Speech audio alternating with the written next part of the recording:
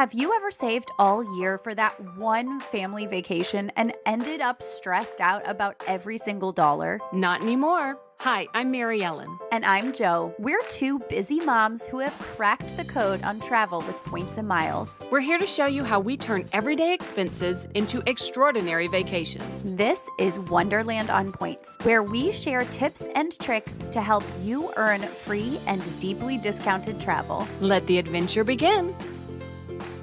Welcome back. We have a very exciting episode for you today. If you are following Joanna or myself on social media, then you have seen that we took a whirlwind weekend trip over to Vienna, Austria. We had an incredible time, and we are so excited today to be sharing all of our recommendations with you to help you plan your own trip to Vienna. So buckle up, Buttercup, because this is going to be fun. You guys, this was such an incredible trip. And I think we started out to just kind of prove, maybe just to ourselves, that Europe can be done in a weekend.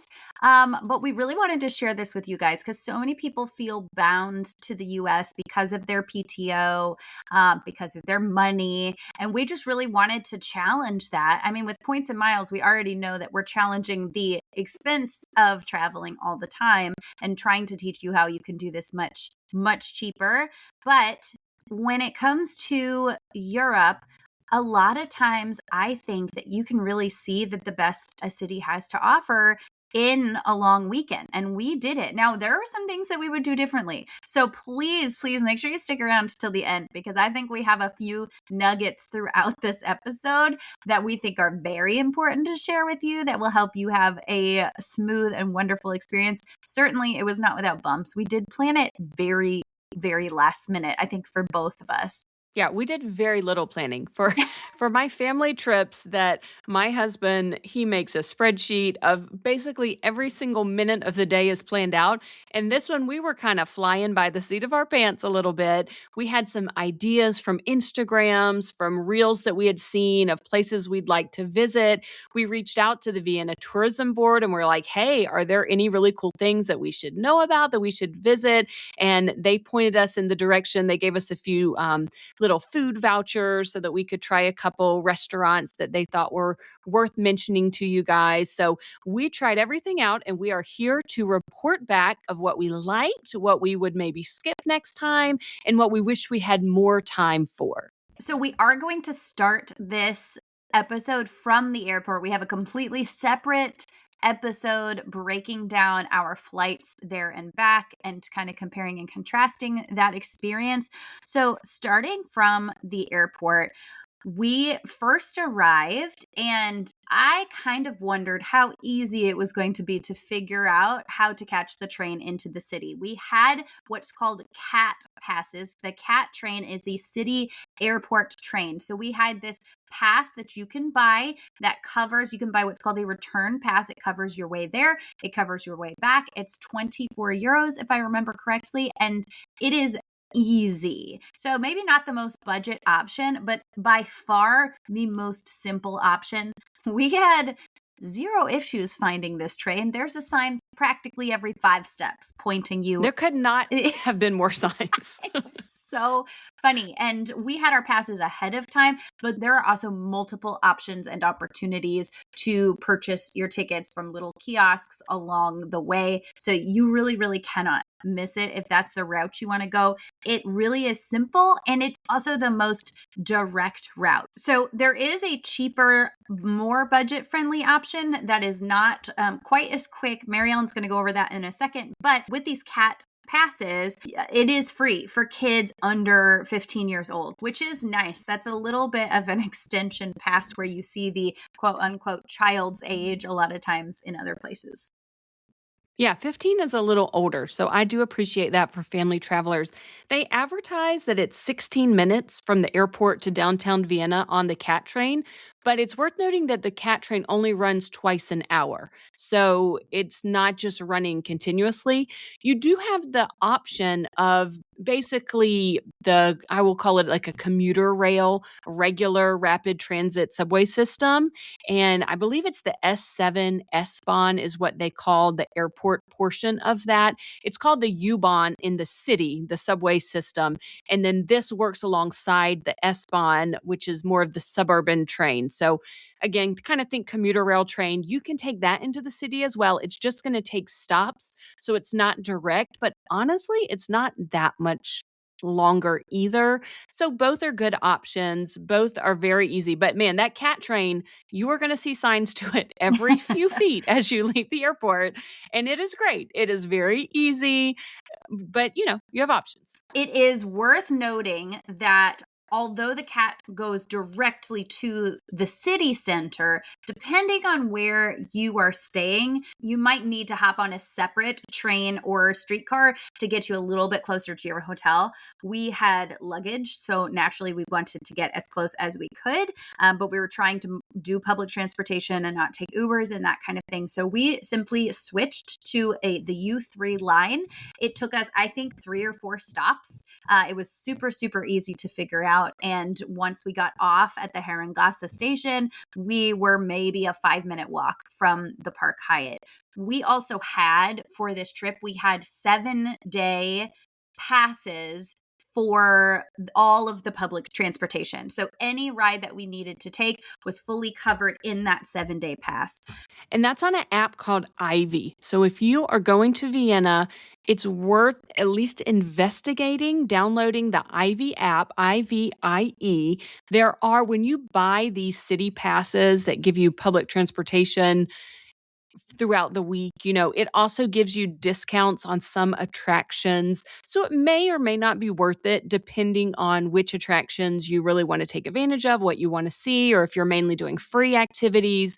But download that app, take a look at that, and maybe you want to do that pass for the subway system so that you don't have to think about it. Okay, so the Vienna City Card, and as Mary Ellen mentioned, it gives you the transportation, but there's also discounts on attractions. It's got the app. It's really, really easy and functional to use. For 7 days, you're looking at 39 euros, and that's just unlimited use within 7 days.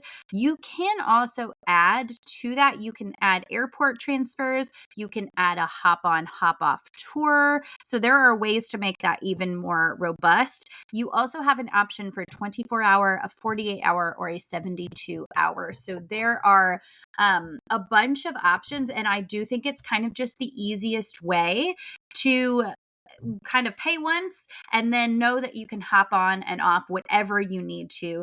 I think we ended up doing the math and feeling like if we were really going to be taking public transportation a number of places, it's definitely worth it to just have the pass and not worry about a one ride at a time situation.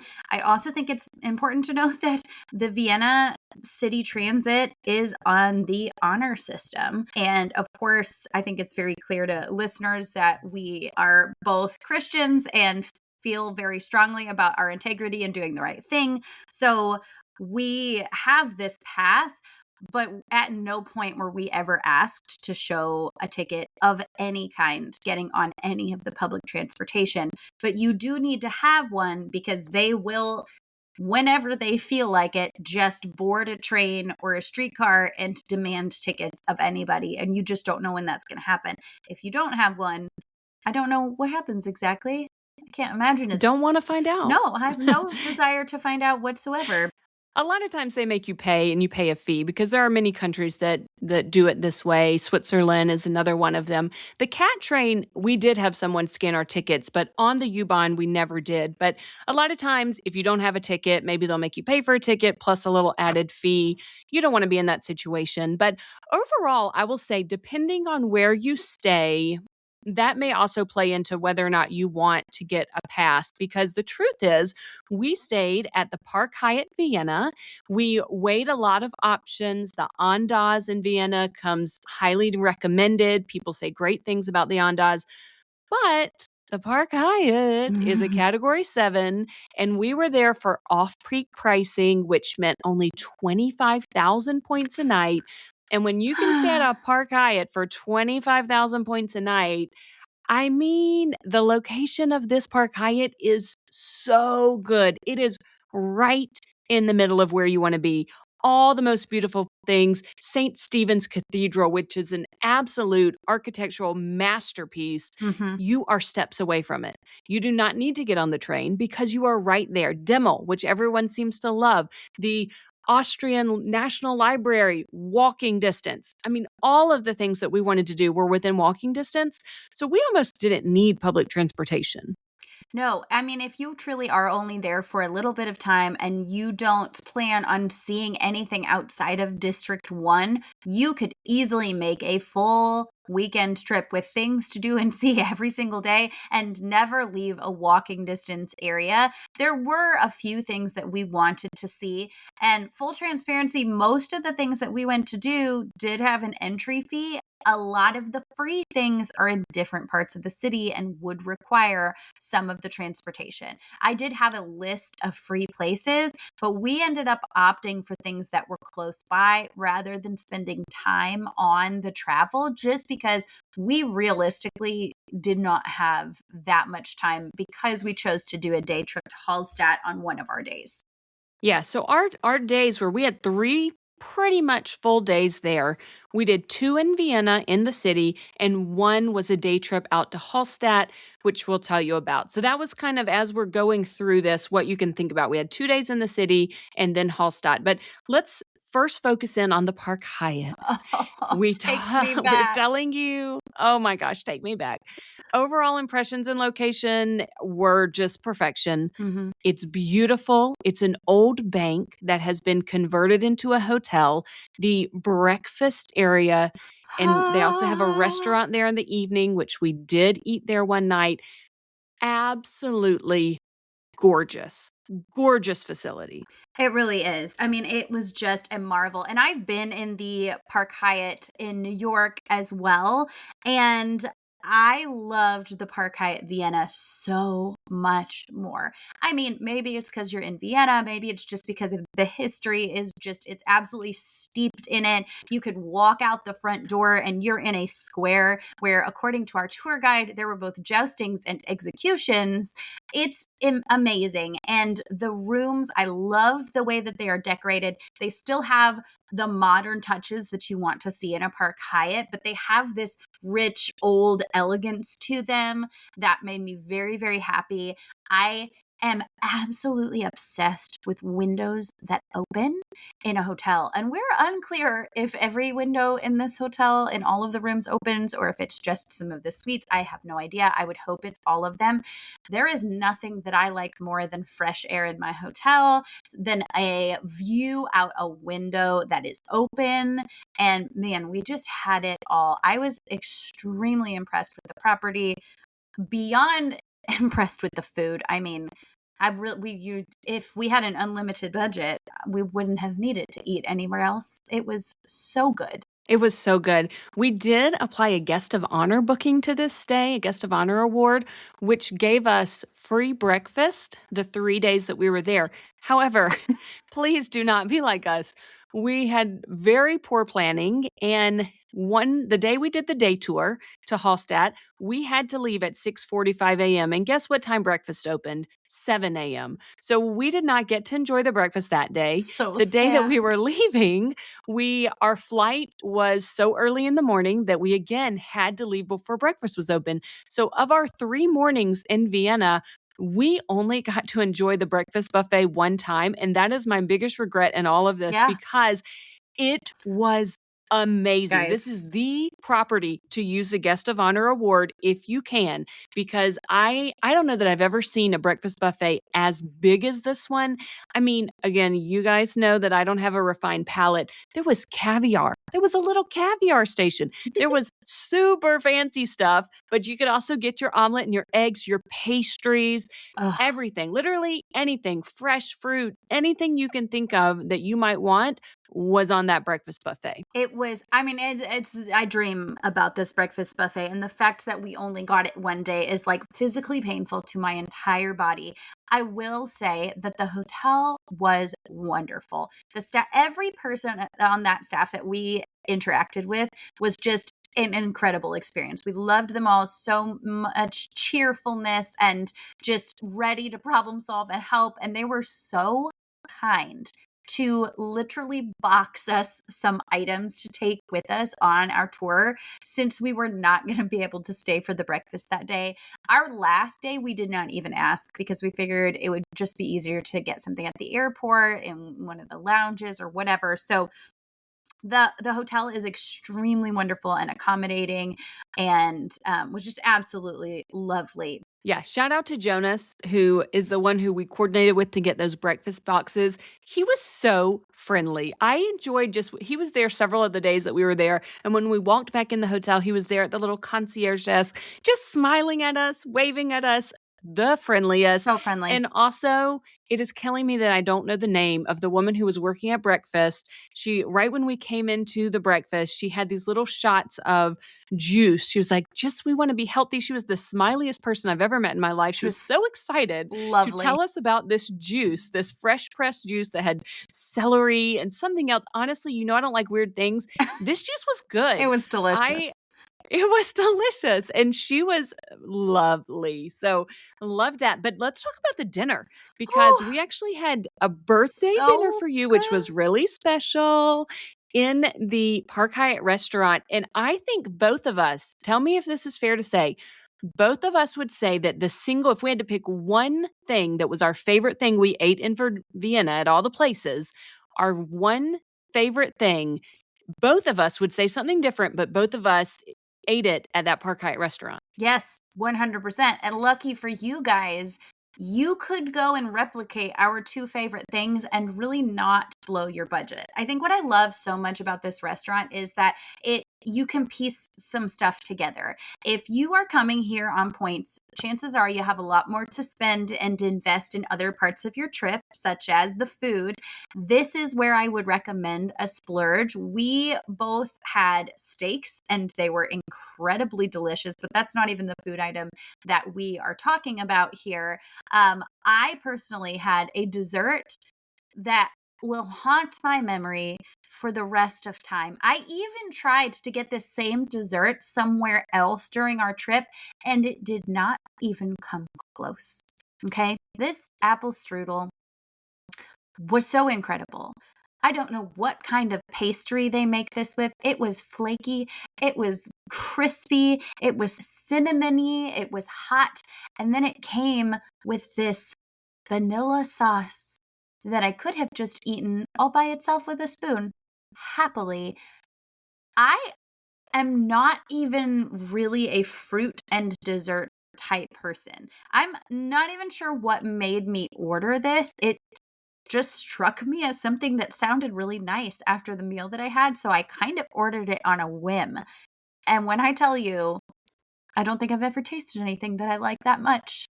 I mean it very sincerely. Yeah, you were obsessed. And I was obsessed with the fries, because I got fries with my steak, of course, as I do. And they were the best fries I've had in my entire life. I cannot even tell you. We asked our waiter, because we were like, you have to tell us what has happened here, because these are unlike any fries I've ever had in my life. They are so good. And he said something about garlic butter was involved and soaking them in something. And they were to die for. So if you stay at this Park Hyatt, at least, even if you don't eat in the restaurant, I don't know if they have to go at the bar, maybe you can get, because they do have a really gorgeous bar there. If you go for some drinks one evening, get yourself an apple strudel and some fries, because they are to die for. Yeah, you will not regret it at all. You would at least have to try those two things, if not some of the other more adventurous things on the menu. I am not a picky eater, but even I gravitated straight towards the steak, because it is my favorite food on the planet. And man, it was good. And I told Mary Ellen this. I've had steak in a lot of nice steak-focused restaurants in my life, and this was one of the best that I've ever had. And obviously, it's not a steak house. It's just a restaurant that does a steak really, really well. So all around 10 out of 10, excellent birthday dinner. As she said, both of us had our favorite food of the entire trip at the Park Hyatt. So you don't even have to go anywhere. You could just live in the Park Hyatt for the weekend and never take a step outside and still have an amazing experience. Although I don't And you may recommend want it. to. It Ah, is yeah, I don't recommend it. The rest of Vienna is lovely, but you may incredible. want to because the Park Hyatt is we have, you know, only good things to say. Loved it. But on our first day, so we arrived, we rode the train, we found the Park Hyatt, and then we went on a walking tour. And I think we both agree that this was a great way to kick off our trip because a walking tour helps you really get the city, wrap your mind around the city, helps you kind of figure out where things are, gives you a really good overview, points of interest that then you want to go back to later on your trip. And we did some of the things that we saw on the walking tour. Then after when we had another day to go back, we went back to certain places. So we loved our local guide. The Park Hyatt helped coordinate this for us. They can coordinate some things like that for you if you'd like. Or we also have the name and contact information for our guide because we really loved her.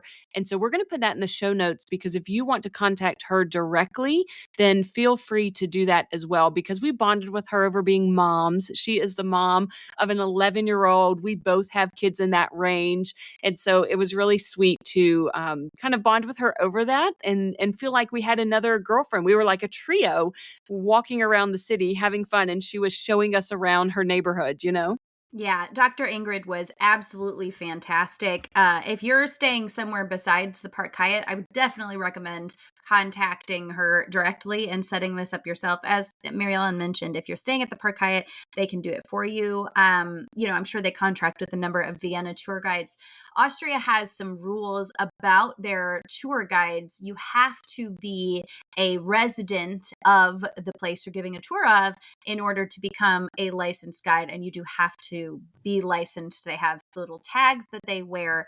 So you know that you are really getting kind of the best of the best when it comes to these tours. You are getting information straight through the eyes of somebody who lives there, who's experienced it, who is steeped in the history. And it was so interesting hearing so much about what we got to see for the next couple of days and just understanding the depth of everything that went on there. It was such a fun way to start the trip. I would absolutely recommend it. And it made it so much easier for us to navigate after that point and to decide what we really wanted to focus on in terms of activities on Sunday.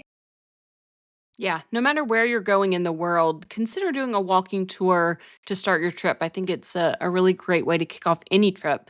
So that was our first day. We arrived, we rode the train in, we went on a walking tour, we had dinner for Joanna's birthday to celebrate her at the Park Hyatt. And that was kind of all of day one. We ventured out a little bit on our own, but then came day two. Day two, we had booked through TripAdvisor. We tried to stack it through Cap One offers on a really big multiplier day. I don't know if it was 30x was supposed to be the multiplier.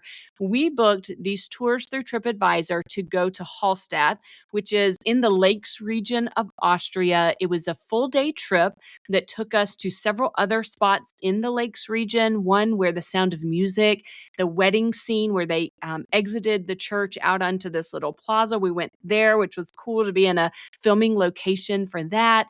And then Hallstatt is so well known because it's, that and Flam, Norway. I guess it's a toss up. They both kind of claim maybe they were the inspiration for Arendelle and Frozen. And so we got to enjoy that trip. This was expensive, guys. I do not, as a rule, usually spend more than $100 per person on an activity. I mean, that's just kind of something that I've set for myself. When I do things with my daughter, you best believe things are sitting closer to about 60 or less per person per activity if I can help it. This one was about, I want to say $230 a person or something in that range. We did look up the company. It's called White Alligator Tours. You can book directly through their website, and it is actually a little tiny bit cheaper. It was about $20 a person cheaper. And if you do that, we would highly recommend you try to book with Peter. He was our guide for this trip, and we absolutely loved Peter. He was excellent. From the moment that that car picked us up at our hotel, we were learning. It made that drive fly by. I thought it was going to be so excruciating driving that many hours. It was not. It just felt like, what? It's been an hour and now we're stopping at this next cute little town, and I've learned so much. It was an excellent compliment to the walking tour because it gave us some broader Vienna history on our way out of town, and then we got to learn about all of these super fun little lakeside villages, which, by the way, we went through a number of them in that Lakes District. And Peter said that in the warm weather months, if you're feeling particularly adventurous, that you can drive through these towns and people will have literal signs out saying that there is vacancy in their bed and breakfast properties. And you can just go up old school, knock on the door, and get a room. He said that these bed and breakfasts in like Attersee am Attersee and Unterach am Attersee, he said that you can be staying for 50 to 70 euros a night, get huge breakfasts. All you have to do is look for the rooms available sign and then knock on the door. And this might not be a great move for people with families, but as a person who loves last minute, spontaneous, adventurous kind of things like this has gone on my bucket list as something that I must try someday, is going with no place to stay and seeing what happens. But bring cash if you Mhm. do, because oh Mhm. my goodness. Mhm. You need cash. So I don't like to travel with cash. I don't ever use cash in my daily life, but in most of these little lakes region town areas, and even some in Vienna, Yeah. such as a sausage stand that we enjoyed and we'll tell you about in a little bit, they wanted cash. They wanted euros. And we really did not have any cash because we travel a lot. On my trip to Europe this summer, I went through France, I went through Belgium, I went all these places. Never once did I have to have cash. I tapped my phone, even in the tiny little village in France near Normandy. I tapped with my phone. So, being that we kind of planned this last minute, we didn't even go through the hassle of exchanging for, euros. And it probably would have, we were fine, even in Hallstatt, where a lot of the places only took cash. There were some places like the bakery that did allow you to pay with your credit card. You could tap with your phone. So we did that, but it limits your options because a lot of the small places much prefer you to have cash. So Mm-hmm. consider that for sure. Um, I I think that what you were talking about, Joe, would be charming. It also makes me think of some kind of slasher movie and makes me a little nervous knocking on a random door, being like, "You got a room? I'm gonna stay the night." And But I'm going to I'm do it. sure it would be so safe. But that's where my mind goes. But let me say this because we battled with the decision of booking the White Alligator tour versus you can get to Hallstatt on public transportation. You can take a train there. Yeah. However, it's a little complicated. There's some changing trains involved. And then there's something about being on a tour where you have door to door service. You don't have to think because this tour guide is in charge of you, taking care of you. They know the way. You're not stressing of are we getting on the right train or not. And then it was snowing for us. So we went in January. It was the off season, which was great because there were no crowds in Vienna like there normally are during Christmas or maybe the warmer months. So it was wonderful to be there in the off season, but it was snowing and it was Mm-hmm. snowing pretty heavily at one point. And on our drive back to Vienna, our sweet tour guide Peter was white knuckling it. I mean, he was really having to concentrate to drive us safely back to Vienna. And he did mention, on trains when there's bad weather, there can be delays too. And then I'm running scenarios in my mind of if we had just ridden public transportation and the train was delayed or canceled, and we're stuck in this village where there is no hotel, like what would we have done if we had gotten stuck there overnight? Without These cash. places, these are without cash in this tiny town. I mean, I know we paid more for the tour, but I really appreciated, I think, not having to think about it and Mhm. knowing that our tour guide was gonna get us back safely no matter what, or he's a local, he knows what to do, he knows maybe where we could stay. In the event of an emergency, he could come up with a better plan than maybe we could as foreigners with no local currency and no knowledge of the local situation. Yeah, 100%. It was worth every penny in my opinion, and it's just another example of when we're not spending $6,000 on our flight or even, $900 for our flight home or whatever, you just have margin that you can make these splurges, and especially when you're on such a tight schedule, not having to mess with the trains to go that far, and of course it takes longer to do it that way. It was absolutely the right call, and it allowed us to see a bunch of things along the way and learn a lot. It was excellent. I will say that I want people to temper their expectations when it comes to views. I mean, this is a thing literally everywhere.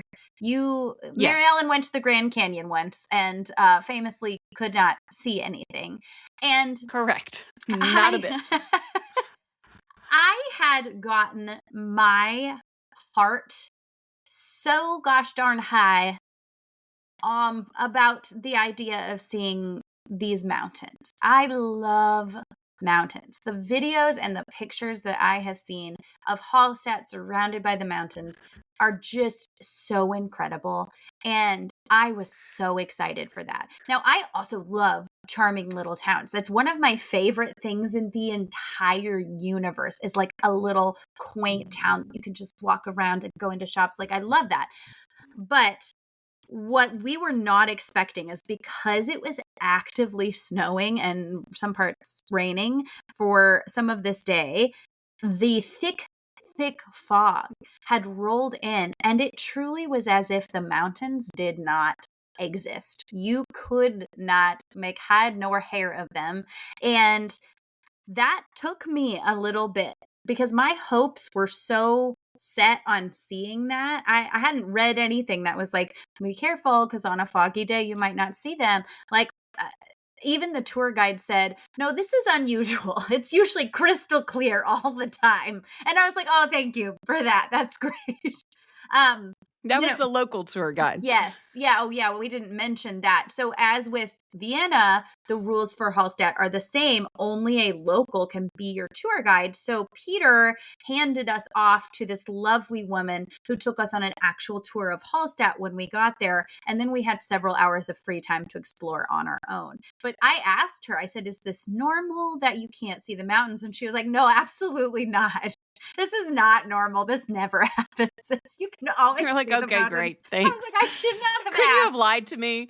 Just tell me no just tell me, "Yeah, it's like this most of the time." Just tell me it's Seattle and it's always Yeah, rainy and cloudy and foggy and can't see anything. Um, anyways, we found that the best tactic for that, if you go and you experience this yourself, just pretend there were never mountains there to begin with.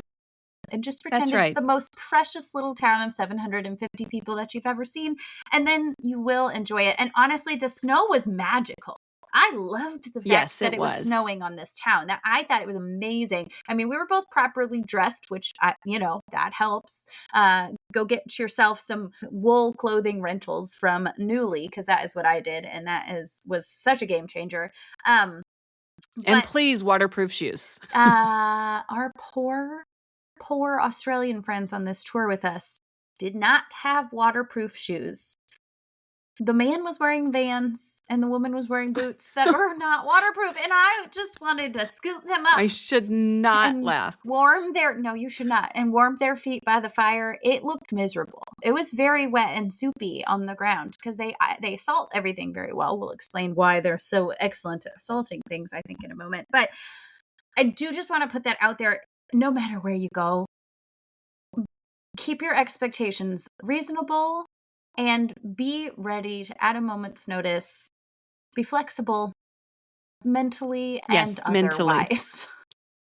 That's right. So Hallstatt, we will get into it since we're chatting about it. is home to the oldest salt mine in the world. It's over 7,000 years old, I Yes. think they said, which is crazy. So there are a lot of little shops there that are selling salt from the salt mine in various forms. However, hot tip, there's also a little market for the locals. This is a tiny town. So these locals shop at this tiny little market, and it has salt for about 99 cents. So if you really just want like table salt, but you want it to be from the oldest salt mine in the world, go to the market. You can use your credit card there because that's what we Mhm. did. And you can check out with salt from that. Something else the tour guide told us that made me laugh was while we were there is a waterfall, a massive tall waterfall, and it was all frozen over, which was so cool. I mean, icicles all the way down. Really cool experience. Actually, near the bottom, though, I have video you may have seen on my social media on Reels. The water was still moving behind the initial like facade of ice. And when we got down into the city, I looked up and we saw an ice climber climbing up the waterfall. And I was like, wow, that's so cool. That must be really normal here. People must do this all the time. And our tour guide who lives there said she had never seen that before. She was shocked and was like, I hope this is a local because does this person know what they're doing? This looks so dangerous. So it definitely put it into a different light to have that local be like, no, actually, that is not normal at all, kind of like the fog. It's interesting though, because on my reel on Instagram, I did have someone comment and explain to me because I was concerned that the water was you could actively see water running. So I was like, this isn't that frozen to be climbing up it. But somehow in the ice climbing world, I guess it's a little better that way. I don't know. Read the Instagram comments. Someone who knew what they were talking about commented and enlightened me a little bit. But at the same time as I see an ice climber one direction, the other direction, we see people doing a polar plunge and not just jumping into the near frozen lake and hopping right back out. They were swimming laps. They had a little buoy attached to them because goodness knows my heart would stop instantly upon entering that cold water. But they had their swim caps on and they were just making a little lap out of it. And that was pretty amazing. It was certainly wild. That would be a hard pass for me, but entertaining nonetheless. As we mentioned, not having cash, our food options were very limited to kind of like three or so main places. And while we were there, it was, lunchtime, and there were some waits. And so we kind of ended up walking around and making our way down to the far end of the village where we actually found the traditional Austrian bakery. I'm not sure what it's called. I have a video of the front of the building, but it has many names on it. And I don't know which one is the actual name. On the sign, so our tour guide actually mentioned this bakery. She said it's at the end of the row of all the shops and things. And it says on the sign, it just says traditional Austrian bakery. So the Mhm. sign that comes out from the door. So you won't miss it. There's not, multiple bakeries really to get lost in. This It's is a a very, yellow very small town. building. Yeah, I mean, you Yes, can't miss it. yellow with green signs. It takes cards and it has absolutely delicious baked goods. They have hot they have cold sandwiches and also kind of like a ham and cheese croissant kind of thing. That's not exactly what it was, but there was a lot of savory options as well as sweet options. They had coffee, they had tea. Honestly, it we didn't need anything else in terms of sustenance, and it was just so nice to be able to use our card somewhere. I think we both went a little bit overboard, or at least I went We overboard, did. We did. buying all the baked goods. I was like, I need things to snack on. And then of course I also got milk from there. They had a little fridge with some they had some cheese and other things that you could buy, which I love. I didn't buy anything but the milk, but it's my mission to taste milk in every country I go to. So done. It was delicious, in case you wanted to know. But hopefully you just won't make the same mistake as us, and then you can eat anywhere you want. But we went up to a number of restaurants and either asked or saw that they had cash only signs, and it did make our options very limited. Another thing that we had fun seeing, we went with this tour guide, the walking tour first, and she took us. There's actually two churches, which is very unusual especially in a tiny village like this. Typically, there's a Catholic church, but there was actually a Protestant church too. The more picturesque one that when you see Hallstatt is actually the Protestant church, which is very unusual for Austria. But the Catholic church, something that was very interesting, we went in the Catholic church and then she took us around to their little graveyard and they have, what would you call it, a crypt there? They have a little building outside the Catholic church where she said they have this very unique process that's unusual. Many other places don't have it, where because they don't have a lot of space to bury people, at some point over the last hundreds of years, they decided eventually, after a certain number of years, they would dig people back up. They would then put their bones in this other building, but A they bone decorate house. the skulls, a Mm-hmm. bone house. They decorate the skulls, and you can actually go in it. They ask for a little donation of a few euros to go in and see the painted skulls. Yeah, and I really wanted to go in, but again, since we did not have cash,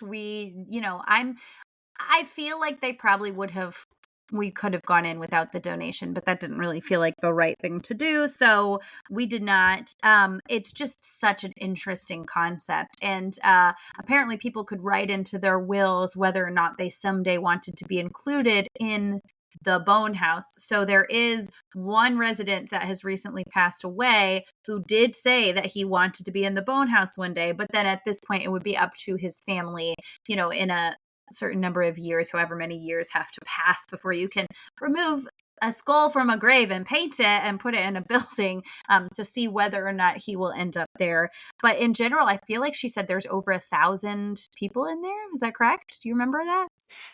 I can't remember the number, but it was very interesting, and that church and that graveyard sit kind of atop the, town, and Mhm. you can see the lake. There's a really nice viewpoint up there, so definitely you should the town is small, so you can definitely walk pretty much every inch of it and get a lot of different viewpoints, and we definitely would recommend that you do. And overall, what do you think, Joe? With only 3 days in Austria, would you take a day again if you only had 3 to do this day trip? Do you think you need more time, less time? Are you glad that we did a day trip? Okay, this is something that I've thought long and hard about. So, if 2 of our 3 days were both not Sunday, then I would do it again. If one of our days was as it was this time around, a Sunday, for reasons we will shortly disclose to you, I would not take one of my Vienna days to go do a day trip. I do think everyone should see Hallstatt. It's incredible. But if you're only going for 3 days and one of your days in Vienna is a Sunday, in fact, go to Hallstatt on Sunday maybe. Or I don't know, maybe everything there we haven't. I'll just get straight to it. Everything in Vienna closes on Sundays. Okay. I don't know if it's the same in Hallstatt. I don't know if this is an all over Austria thing. No one told us. Of all the bazillions of reels that I have been targeted for, so many. I get Austria and Vienna in my feed constantly. Not a single person, I'm about to make one, so I will be the person, has posted a reel saying, FYI, every single shop in this city closes on Sundays. I Yeah. thought I that our Sunday was going to be meandering the shops. There were so many places I wanted to go inside. That did not happen. Yeah, I had a listener actually reach out to our Austria stories and say, "Hey, do you think if I only have 2 or 3 days, is it worth going to Vienna?" And I said, changing her plans, rerouting her Europe trip to have some days in Vienna. I said, "Yes, I think 2 full days in Vienna is great. You could probably do everything you wanted to do." as long as one is not a Sunday. Mhm. So don't let that one be a Sunday. Now, restaurants were open. The Schönbrunn Palace that we're going to tell you about, that was open on Sunday. The Austrian National Library, the Beauty and Beast inspired library, that was open on Sunday. So there are things open, but a lot of the shops, if you want to do some shopping, especially along those gorgeous, beautiful streets right in the center of Vienna, those were closed except for a couple tourist shops that have only the tourist Mugs, what's ornaments, the word I'm looking for? kitschy Yeah. souvenirs. Souvenir shop. There we go. That is open, but none of the other shops were open. So that's a really great point. So I loved doing the day trip. I think I would do a day trip again, but exact same thought process. It'd be great if we didn't have a Sunday where things were closed. Yeah. Yeah. I just, that never even occurred to me. We're so used to things in the US being open on Sundays. A lot of places close on Mondays, actually. So if you do really envision yourself getting to kind of do a slow travel immersion where you wander around and go into all these local places, that will not be happening on Sunday. And it is another one of the things that I wish I had known, because I would do things slightly differently. But you guys listen to us, so you won't make our mistakes. We've made them for you, so you don't even have to. That's right. Okay, so let's roll into our third day, which was a Sunday that we explored Vienna. And the first thing we did after enjoying the fantastic breakfast buffet at the Park Hyatt is we searched online. We kind of debated whether or not we wanted to go to Schönbrunn Palace. And for anyone, I did not know this ahead of time, there's a show on Netflix called The Empress. If anyone has watched that, this is that. This is that. And so the Empress Sissy.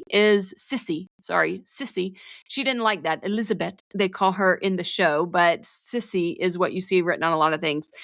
It's about her history and so much more. There is unbelievable amounts of history at this place, and it's a large palace. We kind of debated whether to go or not, and we got differing opinions depending on who we asked, whether it was worth it. But we decided we wanted to go for it. So we bought tickets online that morning. They were about $30, I think, if I'm remembering correctly.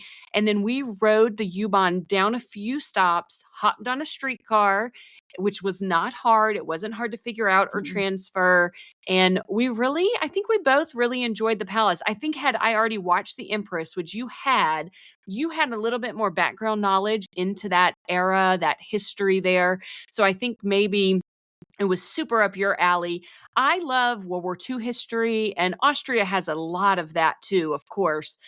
Hitler gave a very famous speech. Hitler is very ensconced in Austrian history. He's Austrian.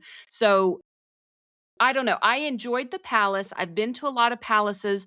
I don't know that I liked it better than palaces I've been to other places, but it was certainly beautiful. There were a couple rooms that were just really magnificent. And since then, I have been watching The Empress on Netflix, and it has made me enjoy the show even more now that I've been to the palace. Yeah, I mean, having seen some of the show before going and having that understanding did make it so much more interesting. I mean, you have such a clear view of these people and their lives, and then you're standing in these rooms that they stood in and lived in and interacted in, and it's just it's so real and it's crazy. And the tour does come with a really nice little audio device that gives you narration as you're walking through, and it's really well done. It's a nice, easy to listen to voice. There's some initial rooms that have these very cool projections on the wall that help kind of bring the whole thing to life.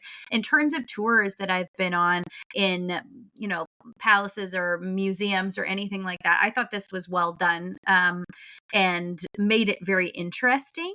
I can't say that I saw any kids while we were there. I'm not sure I would spend that to take my daughter. Like, it was beautiful, but she's not super interested in learning the history. And I'm not sure it would have been worth the amount of money just to see the beauty without learning the history, because there are so many beautiful places in Vienna. Like, if you want to go see some of those stunning painted ceilings, there are other places that you can go that are cheaper or free and don't involve the whole history lesson. I personally love that. Like, that's fascinating to me. Yeah, I do remember one crying baby, which I do not judge the parents, not at all. I took a toddler into the Anne Frank house, so I would have done it too. I would have taken my baby if I had the baby there.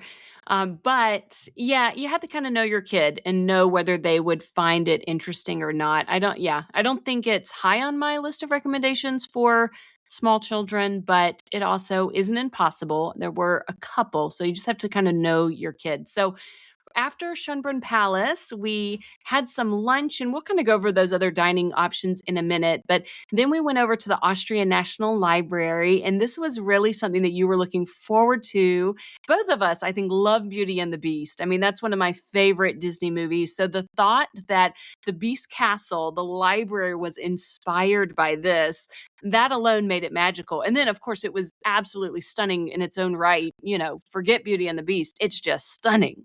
Yeah, I mean, I remember being a little girl and seeing that scene for the first time. I remember so vividly.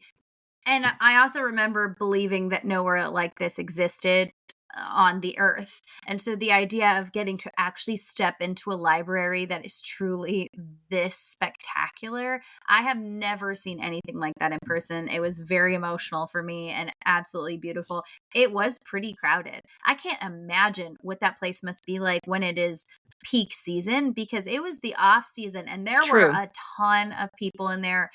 That was a little disappointing because I think a lot of the places that we had gone had been relatively empty. So I Yeah. kind of hoped we would have like a bunch of this library to ourselves. That was not the case. So I think you guys just prepare yourself that the crowds all over Vienna, especially if you're going not in the winter, you might be a lot to compete with.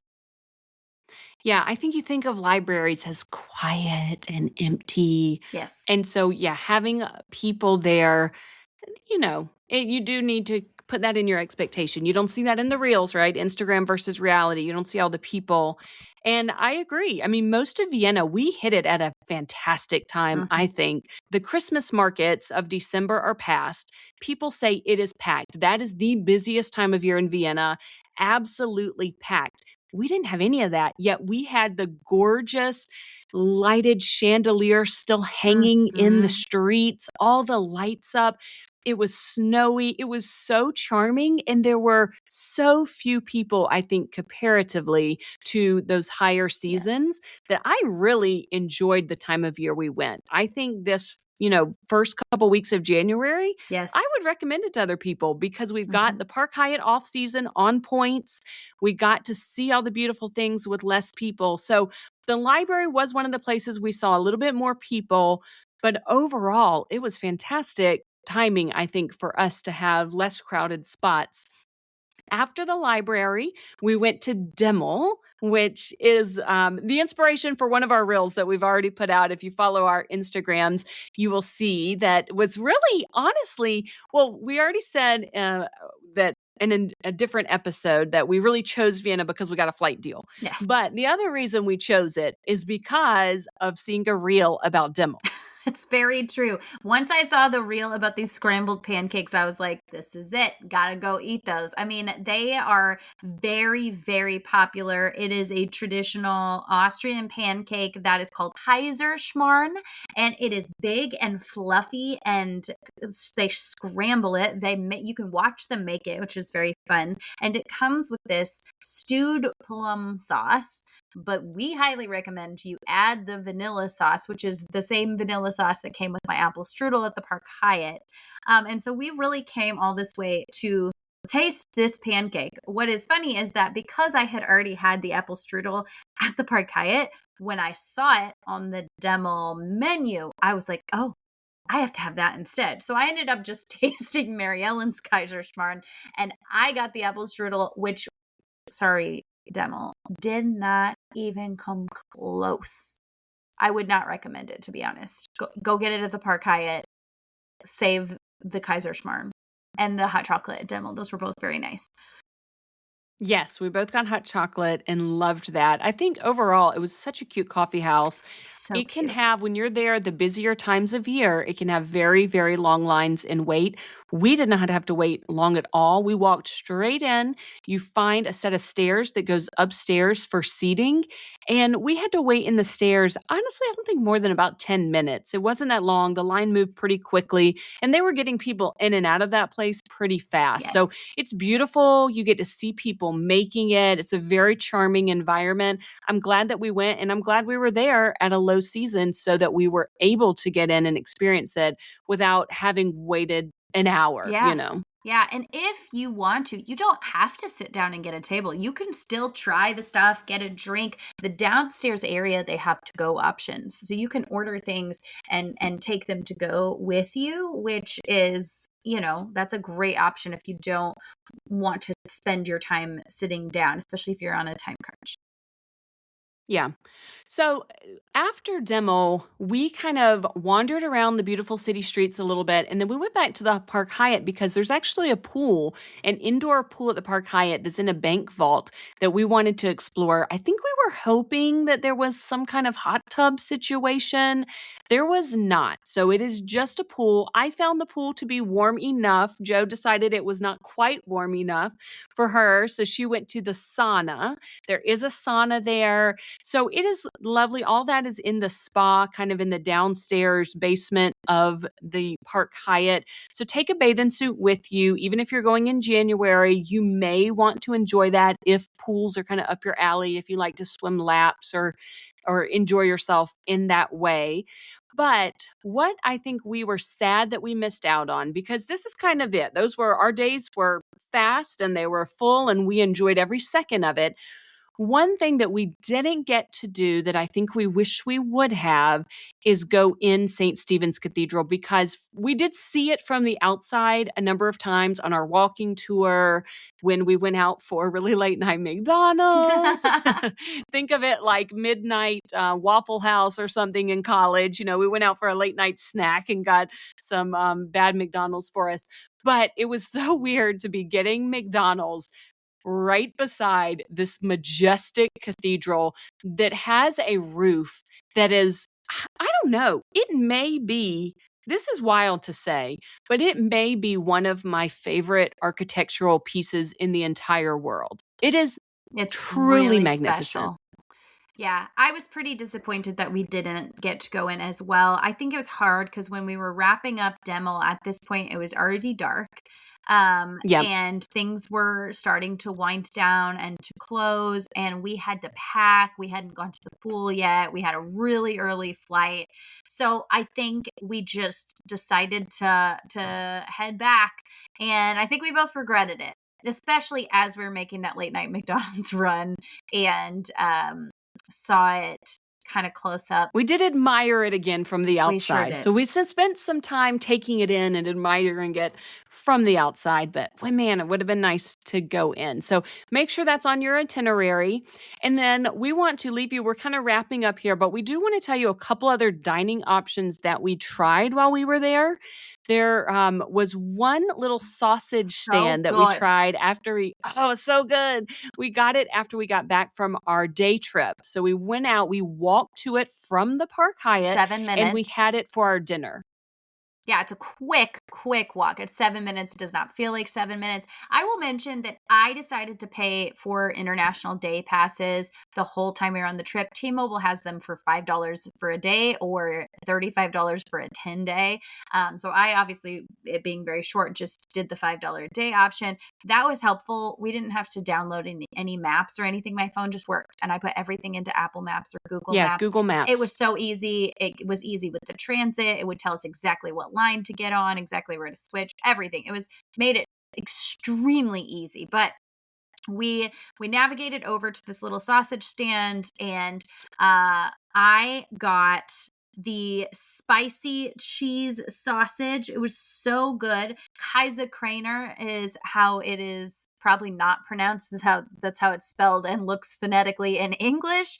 Um, and it was the spicy one. It was amazing. So traditionally, they slice this sausage, give you like a mustard or a sweet mustard on the side, give you a slice of bread, and that's kind of what you that's very traditional. You can also get things on a bun if you want it. And then they have some sides options. I had these truffle fries that changed my life. I think I licked that little paper bowl when I was done to get the rest of like the truffle sauce stuff that was at the bottom. It was so good. Yeah, and I got regular fries. My fries were like $6. The truffle fries were about $9. My sausage was more of a plain sausage, whereas it had cheese, Mhm. but it was just cheese. And then Joanna's was the spicy cheese. And I will say we both agreed, I tasted hers, the spicy was better.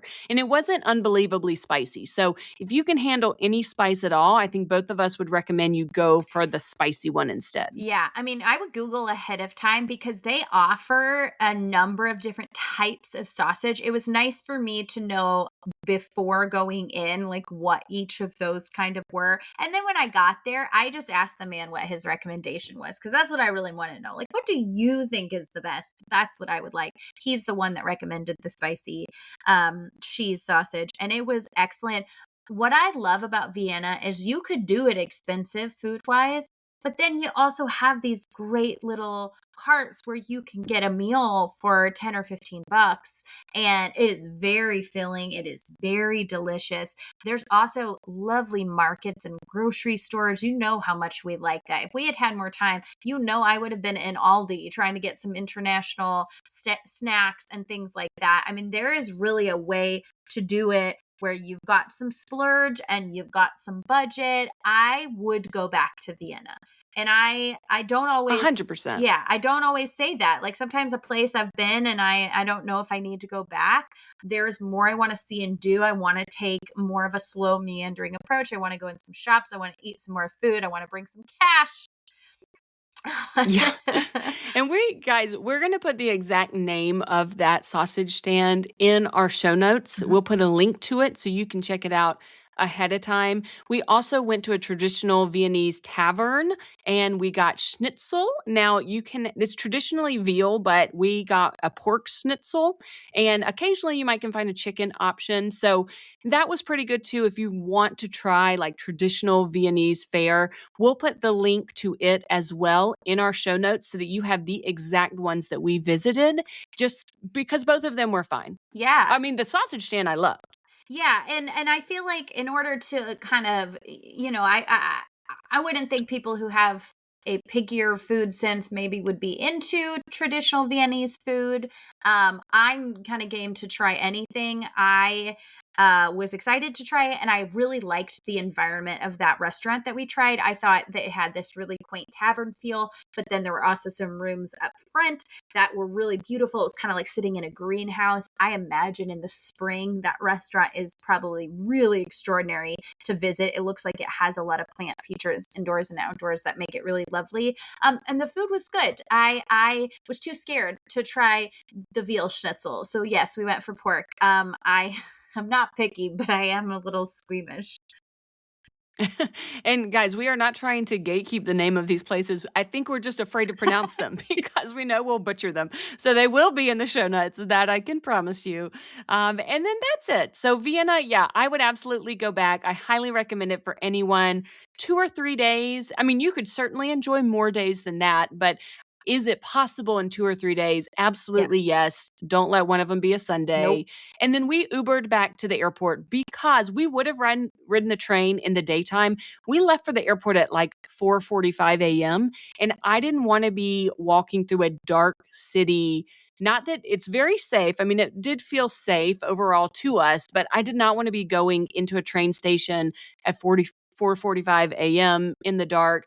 I was like, you know what? We just need to Uber to the airport. Yeah, that ended up being the right choice for sure. It was just so much easier to not have to deal with that. I mean, it was a little bit pricey. I think it was about 55 euros to the airport at that time of the morning, which was hard to stomach for me, but definitely ended up being the right choice. Another thing that I think that both of us agreed on is, again, when we're working on such a tight time frame, I think both of us would not do it again unless there was a direct flight from the East Coast. That sucked up a lot of our time having to spend any time in Amsterdam and change planes.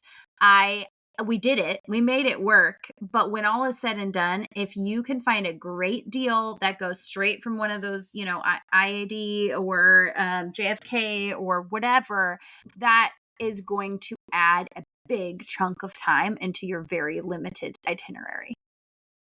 Yeah. So is Europe possible for a weekend? Absolutely yes.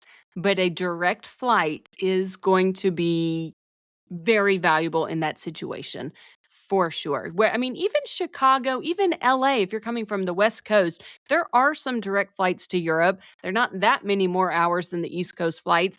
I think that would be doable as well, Mhm. as long as it's direct and you're not having to connect because it's tough. I mean, for me, it wasn't so bad. We connected in Amsterdam. It was 2 flights. For you, poor Joanna, guys, had to get on 3 flights. It was near 24 hours of Yes, travel it was time past back. 24 hours when I got home.